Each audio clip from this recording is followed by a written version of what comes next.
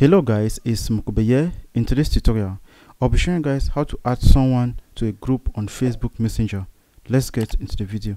So guys, once you log into your Facebook Messenger, you simply choose the group in which you want to add someone. So after choosing the group, you simply click on what members, or you can click directly on what add. After which, you simply need to choose the contact in which you want to add on your Facebook Messenger group chat.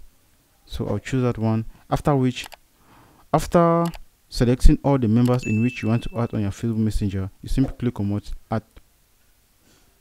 After that, you click on what add. So guys, we are just adding that contact on our Facebook group Messenger. Thank you guys for watching. Don't forget to leave your comments in the comment section below. We love you all. See you in the next tutorial. Peace out.